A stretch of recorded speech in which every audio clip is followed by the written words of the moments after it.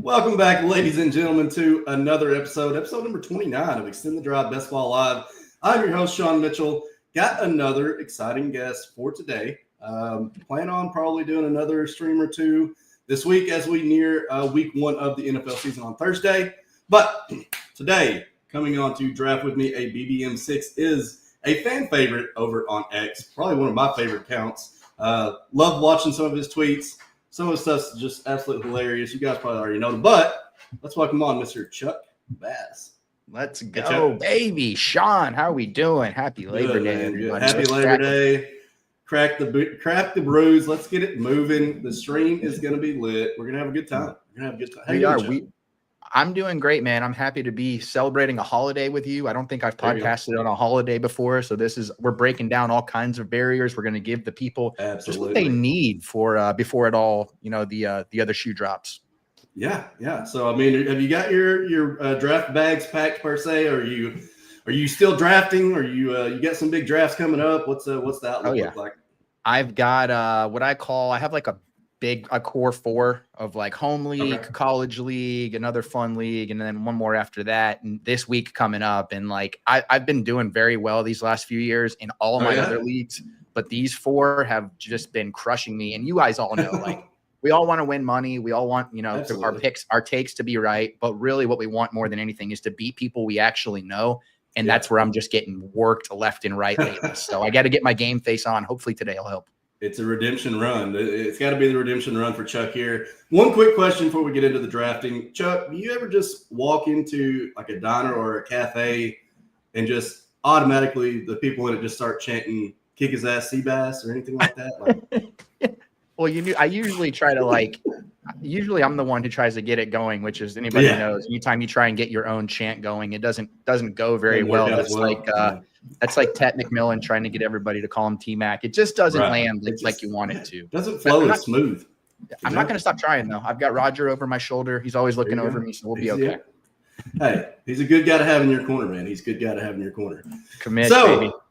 Are you ready to draft a BBM 6 with me, Chuck? I'm ready to do this thing. Okay. I'm ready to – I don't know if we're going 50-50 on the winnings or if you want to give me – okay, 51%, 49 sometimes. You never know. Yeah, you still have ownership of it. Yeah, sure, I can do that. Oh yeah. But we're gonna halfway ship this thing. It's gonna be a fun sweat. We're gonna ship, so I'm not worried about that at all. We're both gonna be, we're gonna be chopping up big money, and we're not gonna have to worry about it. So that's right. Go ahead. The American dream is this right here, Chuck. We're in it. We live it every single day. So let's count this down. I'll count from 5 in case anybody else decides to get in with us in the chat. Watching on Twitter, whatever it may be. 5, 4, 3, 2, and we are in. Waiting on 7, so plenty of spots open. Nice. So let's see here. This is the 29th. 29th draft. I don't have any history with the number 29, so this could kind of be a wild card. I just wanted to be a blank slate for this show. I wanted to come in with no pre-existing notions. I know we talked pre-show about take lock and all that jazz. I'm just going to try and pour my heart out and just give you how I'm feeling. Okay. So let's talk round one then. Let's see who your favorites are. Are you fading anybody in round one per se? Not exactly fully fading. Everybody I talk to, generally has like a 4 to 8% of every player in the first round. What's your take here, Chuck? I've been feeling really, really good about Malik Neighbors lately. I just think the more I think about it, the more I think that the season that he had last year, I think could really get supercharged with consistent quarterback play. What that ends up being, I'm not sure, but I just like guys who produce in tough situations. We've seen Justin Jefferson produce with 5 or 6 different quarterbacks. It's just kind of these guys that have that, 5-tool skill set like he has on a team that I think is really going to struggle to do anything else. He's been a big riser for me lately. And also Amon-Ra St. Brown, who I think is he's just sleeping on him a lot, man.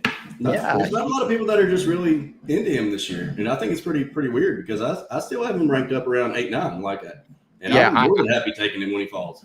Absolutely. Would I take it? I think he's just discount CeeDee Lamb. And I say discount like he's not going 10th overall ADP. Right. But I just think that I got in a big argument with somebody online the other day, which is not unusual for me. Oh, really? You? No way, Chuck.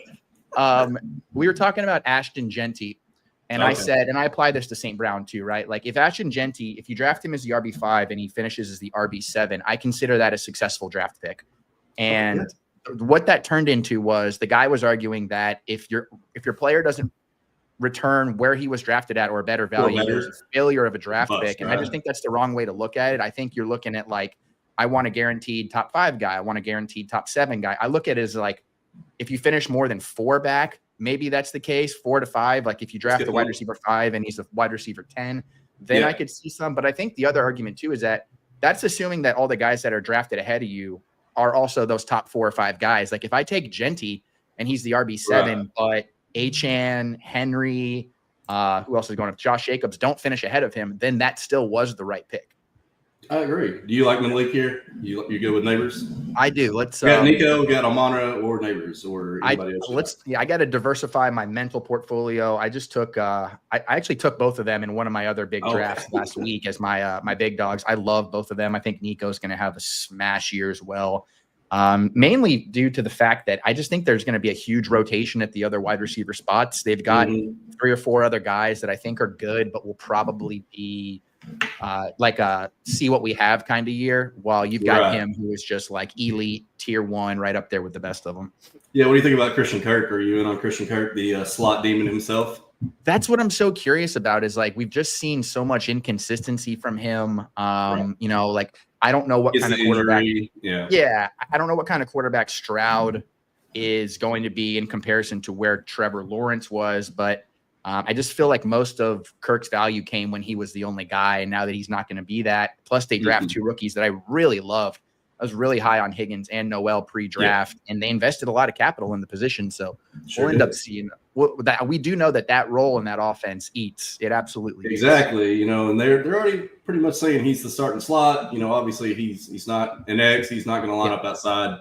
So yeah, I mean, I do feel like his position is very valuable. He's still pretty cheap in drafts. I mean, didn't really rise any. No. Well, we are about to be back on the clock here, Chuck. We are at 17. We got Drake London, Achane. Achane's been falling and now getting the nod. Looks like he will play. He's still here. AJ Brown, Bowers. What are you thinking? I'll be honest with you. I'm feeling a little Josh Jacobs here. I think that Josh Jacobs is a first-round pick that's going well into the second round sometimes. I just think that they're geared. They acquired him so that they could. They're not just trying to raise the floor of their offense. They're trying to take pressure off Jordan Love, pressure off this passing attack, allow him to be, not have to throw the ball 36, 38, 40 times a game. And Jacobs can handle the rock like that. He has had a couple injuries here and there over the years, but he's never really been injury prone like some of these other dudes going around him, like Jonathan Taylor. Who else we got? Saquon Barkley, obviously not going in the same round. McCaffrey, all those guys. I really like what Green Bay's doing, and they've built up a lot of trust in me that whatever they think is the right call is probably where I'm going to end up landing as well. Right. And then, we look at the fact that everybody wants to, I guess, put an argument against Jacobs. It's like, oh, well, he had 330 touches last year, and it was all because they didn't have a backup running back. Well, guess what? Yeah. They don't have one again right now. I mean, Marshawn Lloyd injured already, can't stay healthy. Chris Brooks is looking like a guy they might be able to use. Manny Wilson. But none of those guys are going to move the needle. I mean, none of them are going to take work away from Josh Jacobs. So, yeah, to your point, like they drafted Golden. Tucker Kraft's supposed to be a bigger part. Yep. So, yeah, if there's more balance to this offense, how can that be a bad thing for Jacobs? I mean, no, absolutely maybe not. A little fewer touches, but maybe the efficiency goes up. So I think, I'm wheels up on Josh Jacobs. I'm right there with you. And I really like him again this year. What they want to do is they want to get an early lead and use this defense in the run game to just bleed the clock out because they're going to try and crush you with some explosives here or there because that's just how Jordan Love plays. Like he'll make the free throw every now and then.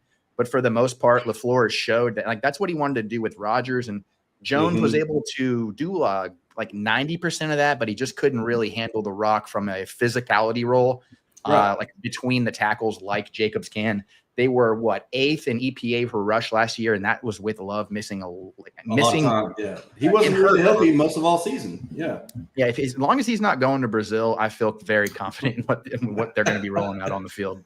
That's a good point. Yeah, I'm like I said, very much in there with you on Josh Jacobs. We had Jacobs and Malik Neighbors starting out. We are up again at 32.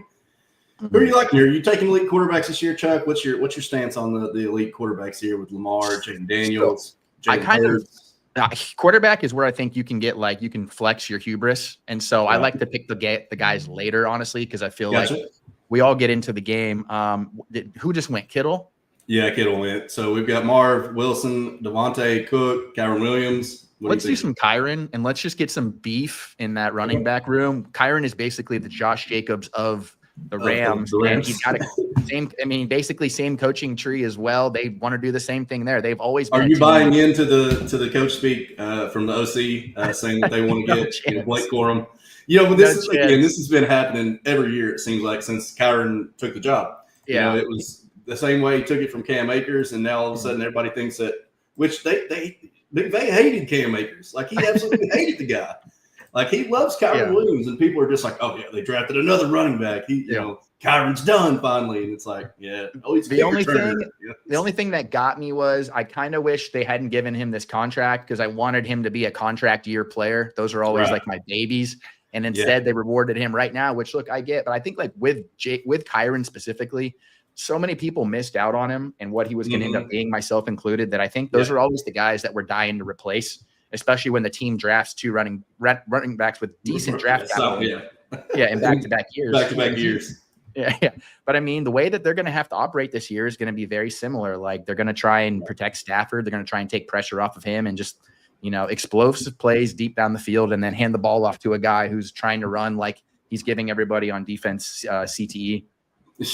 Yeah, you're right. Like a Pacheco style run type guy. Yeah, But yeah, like, you make a good point there. Like, obviously it's going to hinge a lot on Matthew Stafford. Like, is he healthy? Can he stay healthy?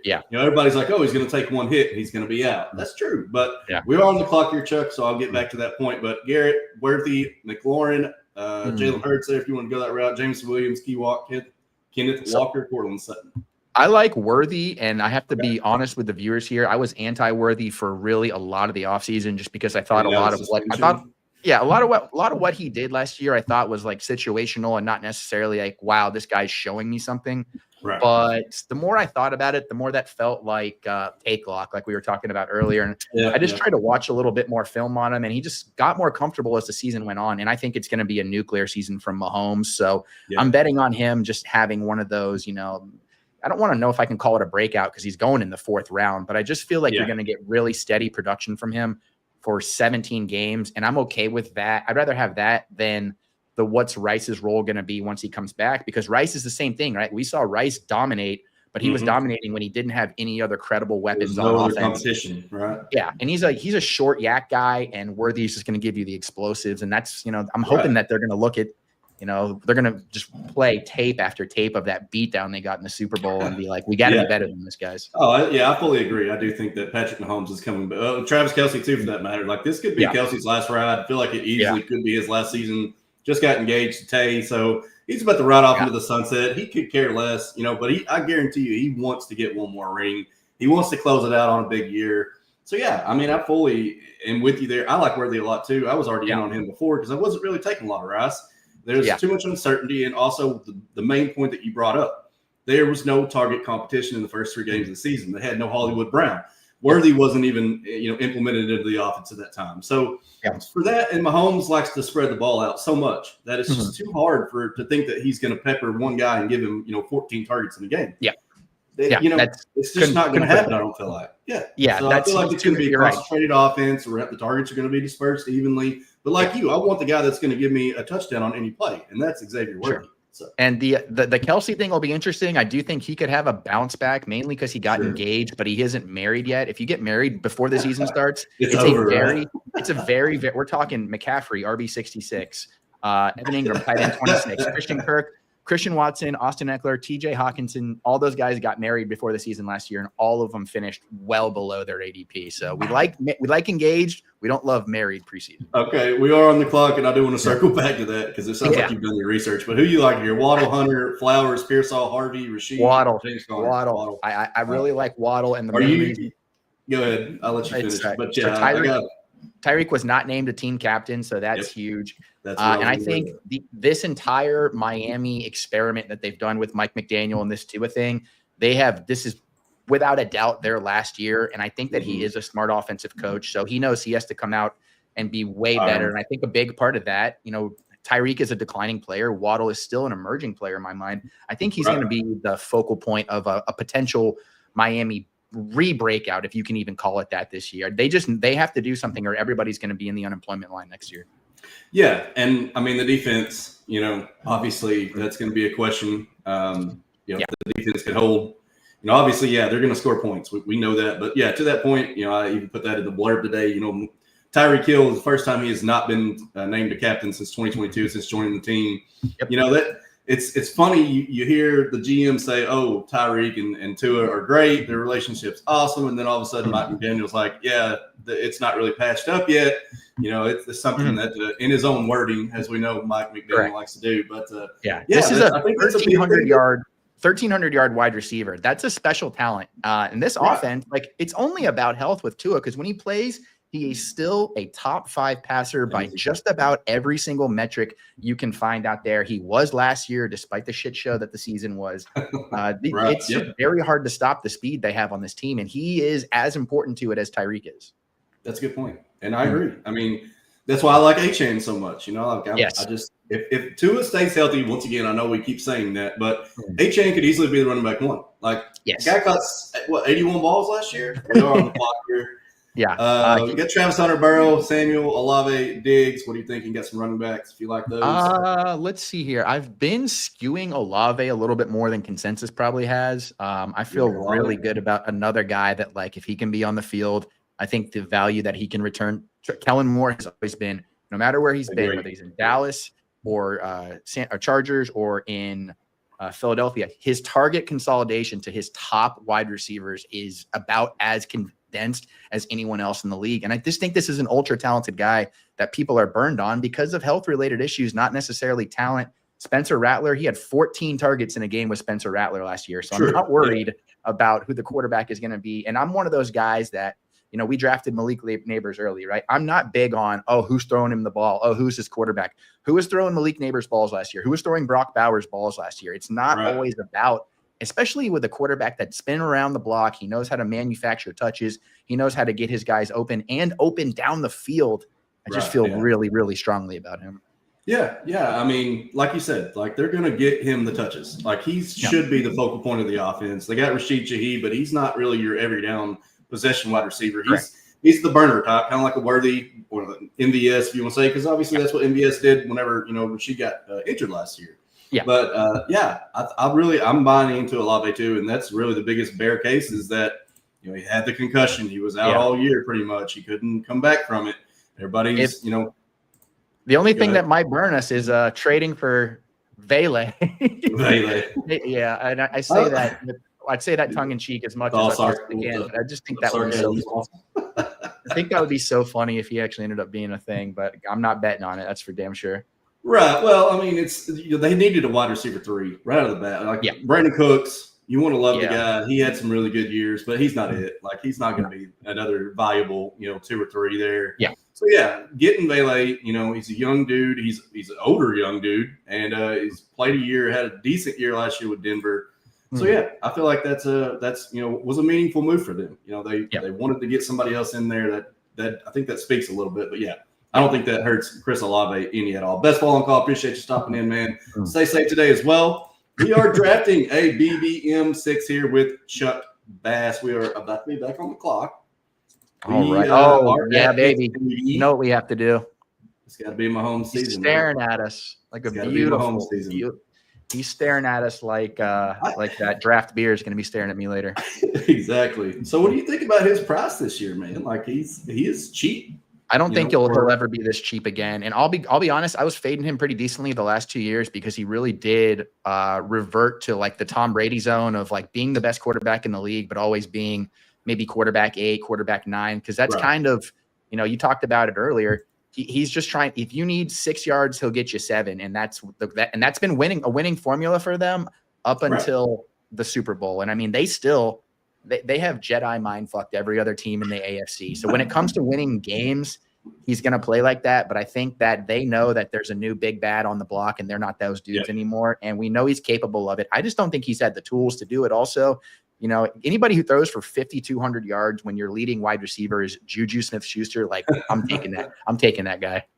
Yeah, exactly. I mean, the same point. Like, yeah, last year they squeaked by on so many of those wins. Yeah. They probably should not have won more than I don't know.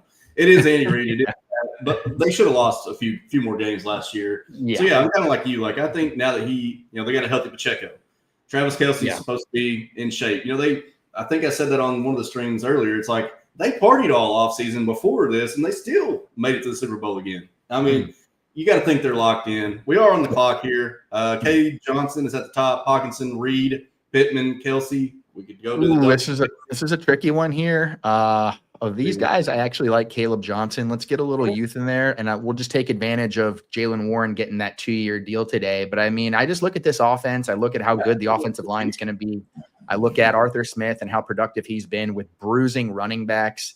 I mean, that was not a talented running game last year, but they still managed to churn some stuff out. I just think he's going to be a good player. Yeah. Yeah, I mean, obviously, he didn't get a lot of run with the ones in the preseason, but then when he did in that final game, he looked pretty good. And just like you said, it's Arthur Smith, man, top 4 in rushing attempts pretty much every year as an OC, all the way dating back to his big dog days and stuff like that. So, and we've he did it with Bijan his first year. He's not just going to let one guy run the backfield. It's going to be a committee. They're going to both be getting a lot of work. I am in on both. I've taken both on a lot of teams because of that reason, because I do think they're both going to get lots of work. Jalen Warren's going to get passing down work a lot too. So that only raises his ceiling. But they went back to back too. Warren went right before us. And it's definitely going to be a slow burn with Johnson. I think he'll probably be like maybe a late October through December kind of guy, just as this offense tries to figure out what it was. But the more I look at this team, the more I really think I'm buying in stuff, because I could see the floor dropping out pretty quickly. But I'm intrigued. I think DK Metcalf could really end up being the guy who you're like, of course he's top 10. There's nobody else there catching passes. Rodgers is finally with who else is going to catch passes? Johnny Smith, I guess, which we all know. That's our favorite, They've got 3 chunky tight ends that can all be on the field at any given time, and they're all pretty good blockers. So I just lots of 12. This is never a team that has been enticing to me, but I'm just looking at like the pieces that they're putting together, and I'm sitting here going like, okay, obviously it didn't work out with the Jets, but maybe that was a Jets thing. And now that, Rodgers is with a coach like Mike Tomlin, a smart coach like Arthur Smith, who he played, Matt LaFleur was Arthur Smith's superior for a couple of years there in Tennessee. And that's who Arthur Smith learned from. Now, it's not the same exact offense, but there's bits and pieces. So that's easier for Rodgers to adapt to. Year 2 of the Arthur Smith scheme with all the other players as well. Feels right. Yeah, I like it. Yeah, and I'm not just like overly big on Aaron Rodgers, but I do think he'll do enough. We are back here on the clock here. Jaden Higgins sits at the top. I know you said you were into him. Luther Burden. Rashad, we could go quarterback, or we don't really need to, but could go tight end. What do you think? Let's go Colston Loveland. Yeah, I like that right there, and that's twofold. I think he's probably the best pass catching tight end that got in the draft. I think even better than Tyler Warren, but also his mom followed me on Twitter last week, so I like to tie some emotional investment into some of my picks. I don't know what's going to be going on there with the wide receiver room, and I have no idea how good Caleb's going to end up being, but I do trust the tight end production there, regardless of who's on the field. Like, it wasn't just Sam Laporta that was eating in Detroit. Ben Johnson was able to get, game-to-game production out of at least one other player over his entire tenure there. So absolutely. Yeah, I'm very much in on all of the passing game for, I've taken them just because they're so easy to get and they're so easy to stack because they're all in the same area with Caleb. So, I'm very high on the pass game. I don't really just fully believe in DeAndre Swift. So, with you there. That's why I want to be heavily into the passing game. I think they beefed up the O-line. They're going to give Caleb a lot more time. And I think he's going to be good. I think he's going to have a second year, bounce back that he didn't really have a chance to do last year with a player like Loveland. A player like Loveland who can do a lot of damage with the ball in his hands too, as opposed to last year. They just didn't really like Keenan Allen, no, DJ Moore, not really, and then everyone else is force feeding 32-year-old Keenan Allen. That speaks for itself. But we are here on the clock, Chuck. So Let's Oh, go we're ahead and back. make a pick, and we can circle back. Yeah, Luther Burden, Kirk, Marvin Mims, Scattaboo, running quarterbacks. What do you think?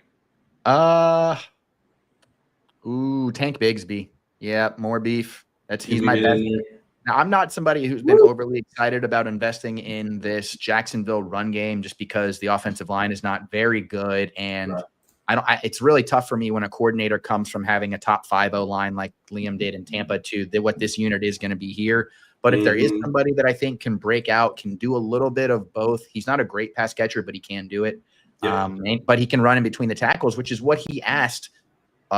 What he asked Bucky and what he asked Sean Tucker to do last year, and they were excellent at it. So Travis Etienne doesn't want to. No, he flat out said that he does not want to be the in between the tackle guy. He wants to be the change of pace. He wants to be the the outside zone scheme. He doesn't want to be the banger in between the tackles. So it's either going to be Bigsby or Tootin, and we've seen that Tank has been the guy getting it so far. We should have no other reason to think any otherwise. Even if we do think that Tootin does become something later on in the year. But I honestly think that there's a chance that Etienne just gets traded, and then you've got Tootin to be the backup to Tank, or vice versa, or they do a little bit of both on both parts of the game. I'm definitely big on a Tank as well. And like you said, everybody just thinks that he cannot catch a pass, but he can. He caught 30 balls in his final year at Auburn, and everybody's like, "Oh, well, he's just terrible at it." I'm like, he still got 30 balls in his final year. And that is not an offense that loved to pass the ball to the running back a lot either. Exactly. He's really, I think, the least likely of those three running backs to be the odd man out, in my opinion. So maybe it's more of a floor play than it is a ceiling play. But give you early touches though, and I agree. He should be the goal line guy too. It's not going to be Travis Etienne, so we know he's getting the goal line. That's obviously, on offense, we think it's going to be better with Liam Cohen. You want the guy that's going to get the ball around the goal. I mean, it's going to be Bigsby. So big time.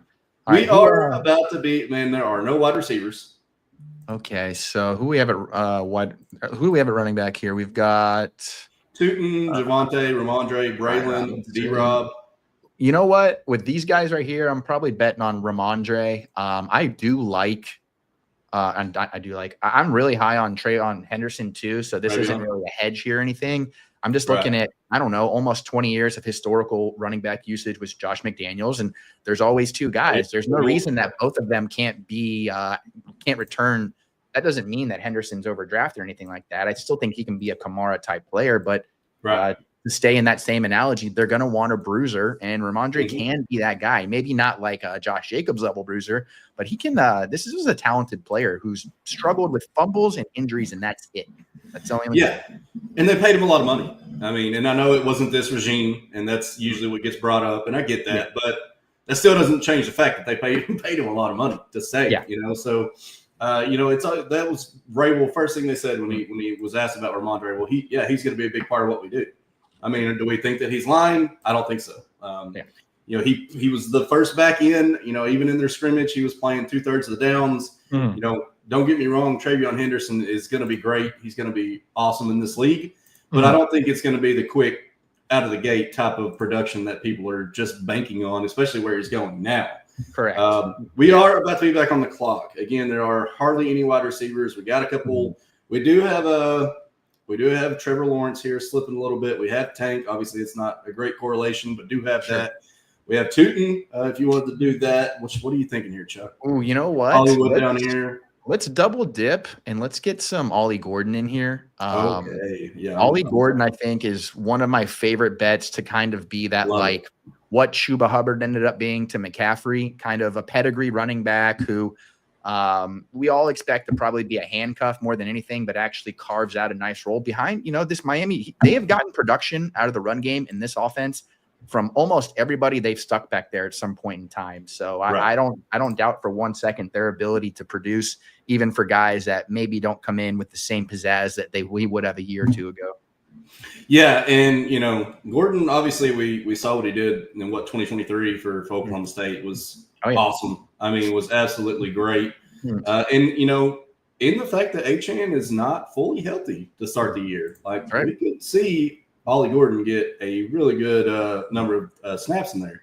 And I think it's going to be really telling also what they think about Ollie Gordon. Jalen Wright's hurt. They don't. Alexander Madison's hurt. they have nobody else to turn to. They signed a couple of scrubs on the practice squad already, pretty much let them go.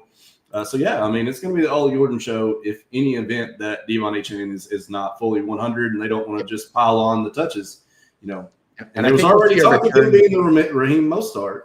I think that's what I think. That's a good point to bring up. I think we're going to see a return to that 2023 offensive line just because they were so injured last year. That was one of the biggest reasons why this team was not able to A, protect its quarterback, and B, get that quality rushing production we're used to.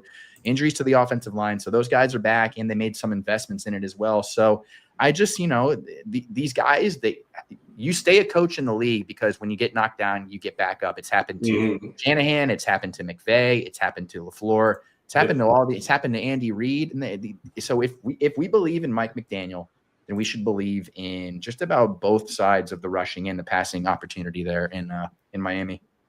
Yeah, I mean, and that was the big touching point for me during the whole drafting season was before we knew Ollie was going there, I was already taking a lot of Jalen Wright. And then once they took Ollie Gordon, I was like, you should be taking one of these guys in every single draft. Like, there should be no reason you should not. Like, one of these guys is going to hit, So that was my total strategy going into this season fully was I just wanted to have whoever was behind Devon in that pecking order. We are back here on the clock, Chuck. Cedric Tillman, Kyle Williams, Deontay Thornton, T-Slaw. We got Najee. We got Bryce Young, Cam Ward. What are you thinking? I like Kyle Williams here. I kind of like to I'm big. I'd say my most drafted quarterback this year is probably Drake May. I'm betting big on him. I just think he's a supremely talented player. I like the weapons they put together. I like the quotes about him have been awesome. So I just feel, I don't think this is a 10-win team or anything, but I just think this is going to be kind of that. What was it, like 2019 Josh Allen type seasons where you're just like, this is a wild stallion who's going to be able to do things that not a lot of other guys can do. Right. And I think the rushing upside. Yeah. And this is the only real credible down the field threat I think they have. Diggs is still a great player.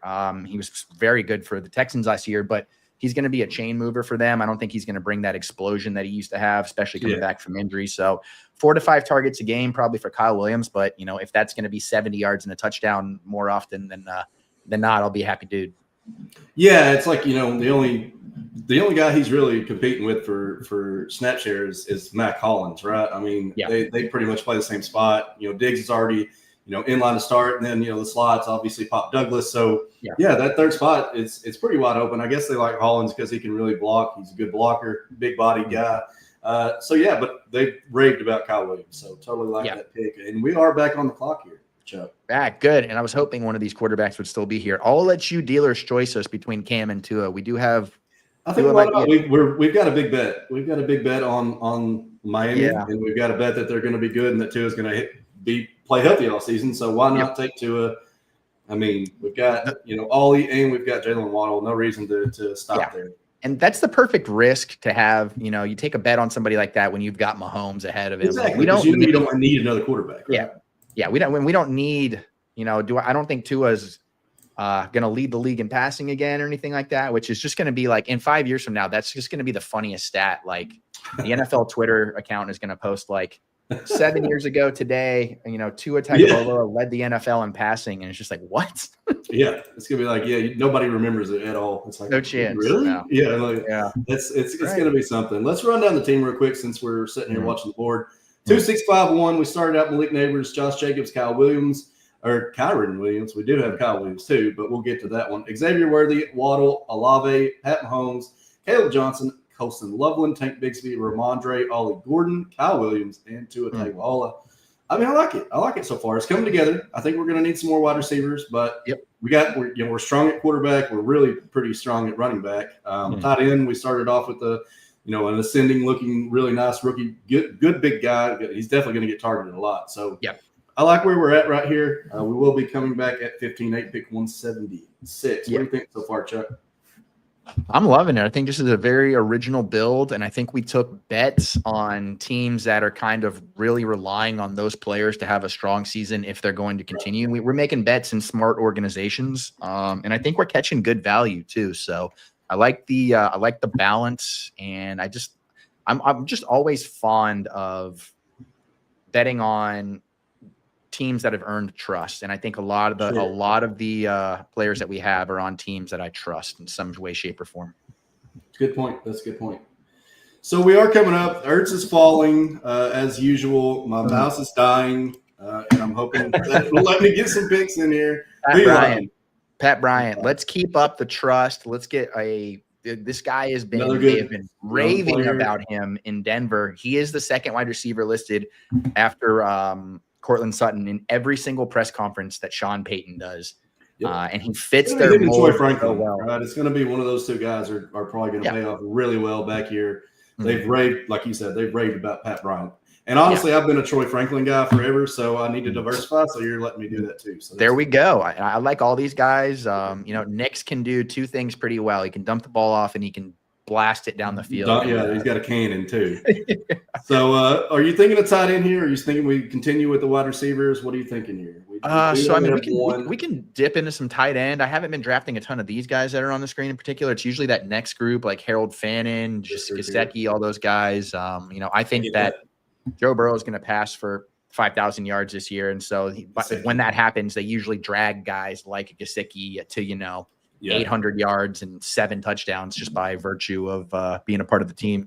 Exactly. Just being associated on the team with Mr. Joe Burrow. I totally get that. So who are you thinking here then, Chuck? You like a wide receiver? Let's see here. Who we got? We're about to, what are we, 2 picks away here? Let's look at our wide receivers again here. Let's see who we got as a possibility. Amari, Quentin, Michael, Malik Washington, continue the bet with Miami if we wanted to. Dommy Brown, Pierce. Hopkins. Yeah, Hopkins is a guy that, look, I get it. An old wide receiver going to Baltimore. We've all been down this road a million times. But I would say it's not Tennessee, but he was at Tennessee last year. So it's like I just think that he's, with how much Lamar has developed as a passer, I just think that if you're I just picture, let's say 3rd and 10 from the 15-yard line. And who's Lamar throwing to in the end zone? DeAndre Hopkins feels like that guy to me. Bateman and Flowers, they're separators, but they're not necessarily ball winners. So I just feel good about if Lamar can deliver that to Hopkins, that he's just going to have a nice resurgent season. Not anywhere close to what we've seen, but he should be able to going in the 15th round. I'll bet on that. If Keenan Allen could do it last year, I think that Hopkins can do it this year. Yeah. So where are you at on Amari Cooper? Are you taking him? I mean, honestly, I kind of think he's dust. If you can't go into Buffalo with Josh Allen and consistently carve out a role, it's like, what are we doing here? That is absolutely the thing. I think that there was no better opportunity for somebody to emerge than Josh Allen's MVP season, and I don't think nobody else like Khalil Shakir. I mean, come on, man, Matt Collins. No, nobody had it. Let's see here. Nobody on that team last year had more than 821 yards, and that was Shakir. Yes. So, and he had plenty of opportunity. So, I'm definitely out on him. And I just don't love. I think that's going to be a run-heavy team that's going to focus on Bowers and Myers. So I just don't love the next guy up there. I don't think it's going to be a high-volume attack. I even think that Mayer could be 3rd on that team in targets for as far as I know. But not a lot of Amari Cooper in my portfolio. Right. Yeah. It's I don't really think I've taken him probably once since maybe a little bit in pre-draft. But once that kind of happened, I was like, no, man. And he didn't get signed for forever. I'm like, okay. Yeah. I know you like Gesicki. Is that what you're thinking here, or Fannin? I like Gesicki. Let's get a Bengal on this team. We're making good bets here. That team. This is such a bad way to think about it sometimes, but we're in the 16th round, 17th round. Right. They're just due for a good tight end, a random good tight end season. And I like that it's his 2nd year. He's not, coming into a new system. He doesn't have to get acquainted with Burrow. Of course. Who do you like next? You like Theo, or do you want to go maybe wide receiver? What are you thinking? Theo Johnson. I like Theo too. Athletic freak. I think he was. Yeah, they let go of Dulcich. I mean, all they got is Daniel Bellinger behind him. So I'm definitely in on Theo. Theo Johnson, I think, had the 8th greatest athletic profile of any tight end coming out of the draft since 1976. It might have even been higher than that. He was an elite separator last year too. They just didn't have guys that could get him the ball. So you look at guys. you look at the guys that had 4 more targets per game as a rookie, which he did when he kind of came back from injury or pre-injury, but got the starting bump. And they needed Bellinger on the field to block more because their offensive line was a mess. So there was all kinds of reasons, but like his metrics lined up very similarly to George Kittle's rookie year. And then we saw what George Kittle did in 2018. I think he had I can't remember what it was. He broke some record or something like that, but it was just pretty. Anytime you get comped to George Kittle, it speaks for itself. Right? Like anytime, like George Kittle is the guy. So yes. We are coming up on our final pick here, Chuck. Do you want to go 3 tight ends? Do you want to stick at 2? What's your plan here? I think we need one more. Do we need one more wide receiver? I feel we have 7. We probably could do another one. Okay, I'm fine with right. I'm fine with the tight end, or we can tack on that 3rd tight end. Let's look at the 3rd tight end, just because we do have guys that have Caleb Williams and Russell Wilson throwing to them at the tight end position. Could go Darren and make a small bet on. Oh my gosh, how funny! Darren Waller still kicking. I mean, they got that season out of Jonnu. Why couldn't they get it out of Darren? They're saying he's going to be ready to go. I mean, you know what? That's a fun bet that not a lot of other people are going to make, and we want to be unlike. And he's our 3rd tight end, right? He's our 3rd tight end. It's not like we're really expecting much from him, but if he does get ramped up early in the season, and starts to get into a bigger snap share, which if nobody else behind him, they traded for him for a reason, brought him out of retirement. So, it's not like they're not planning on using the guy. That's right. And he's still kind of young. What is he, like 28, 29? It's not like he's old. So, and he plays tight end. I mean, you look at guys like, Zach Ertz, who's still a huge contributor for the Commanders. Why can't he do that? Why can't he be that guy? That's going to be it. Then somebody who, his entire career has just been about, catching they're a catch and run offense, and he's a catch and run guy. He's not going to be there breaking tackles or anything, but they don't need him to do that when he's got 2 or 3 yards of separation from his defender already. And he's running slanting across the field. I can see it just like I saw it with Jonnu last year. Right. Yeah. And they totally, like you said, they schemed out plays for Jonnu Smith. I mean, was even lining him up in the backfield. So, like anytime you can get that kind of guy in round 18 here, I just feel like, it's worth a bet. Not a lot, not a big bet, not like you're wanting to put 20% in your portfolio or anything, but having, 4 to 5%, I don't mind that. I don't mind that, especially in a large field contest like Best Ball Mania, where he hasn't been drafted pretty much all season. So, like you said, we're getting a little bit of leverage there. We already had the Miami bet. So, I totally am fine with that. Chuck, what I'm going to do here is I'm going to go in and label this thing for one if my mouse will quit dying. And then I want to – we'll run down the team real quick, and I got to get a grade from you because I have on every stream that I've done this year, 1 to 10, got to get a rank. All right. And then we will get close to wrap this thing up. Man. Love it. So, let's do this real quick. I got it. The bourbon and beer is calling me right after this, so I'll be ready. I was going to say it's there. It's there. It's on. Are you happy for the Belichick game tonight? Are you looking? Oh my gosh, I can't wait! I've got memes in the folder already, ready to drop.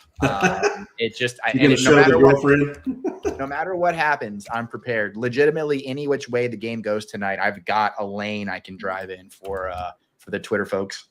Dang, I can't wait. I look forward to them. I know they're going to be good. I know they're going to be good. So, awesome. It's done this to me every time. So I'm going to refresh real quick so we can get a quick look at the main shipper here for BBM6 that we just drafted. Yep. This is with Chuck Bass again, episode 29. So here's our BBM6 roster: 2673, Pat Mahomes, Tua. Running backs are Josh Jacobs, Kyron Williams, Caleb Johnson, Tank Bigsby, Ramondre, Ollie Gordon. Really like that running back room, man. Wide receivers are Malik Neighbors, Xavier Worthy, Jalen Waddle, Chris Olave, Kyle Williams, Pat Bryant, DeAndre Hopkins. Tight end room consists of Colston Loveland, Theo Johnson, and Darren the Rat God Waller. What do you think here, Chuck? 10. 10 out of 10. It's a 10 bagger. You were the second guest on Extend the Drive that has given a 10 to the ranking, and you know what? I'm fine with it. I'm fine with it. That's what I want, man. I didn't call your shot. It's Labor Day, man. I didn't come in here to draft the 3. I want 10s. It's got to be a 10. It's got to be a 10. I think that a lot of people would have gone. We pivoted a lot, and I think a lot of other people would have continued with a specific strategy or a specific group of players in mind. And I just think that A, we took the best value. B, we really diversified the hell out of the portfolio, and then we also consolidated around great offenses. Yeah, I mean, I really like the way it came out. You know, wide receivers are probably a little iffy, you know, but as long as these three guys right here and can do their job really, and then Olave, I think as long as he can, you know, be the one and be the guy in there in New Orleans, I think this lineup has a lot of potential, a lot of upside. Like I said, and we picked around good teams with good offenses, good players. So yeah, I think we've got 4 1,200-yard wide receivers, and then I think we've got 3 guys after that I think could have 7, 8 touchdowns in the blink of an eye. Perfect. Love it. Love the 10. Love the rating. Chuck, I really appreciate you coming on, man. It's been a blast. Really enjoyed the show. I hope you have a very fun rest of your Labor Day evening. Enjoy the brews. Enjoy all of those good things, and I look forward to seeing some of those tweets, man. But that being said, go ahead and plug it, man. Plug what you got. Tell the people where to find you, anything you want to tell them. Sure. You guys can find me over at Player Profiler. I'll be doing start sits for them every Sunday morning for the early birds, 8 a.m. We'll be doing coffee and donuts and maybe a little bit of bourbon there as well. I was going to say a little Irish cream in there. And I'll be doing a couple more shows for them throughout the week for the entire season. So go over there and check out all the content. You can also find me online, harassing and being harassed on Twitter daily. It's probably what I'm most known for. And you're all welcome to participate in that. Gotta love it.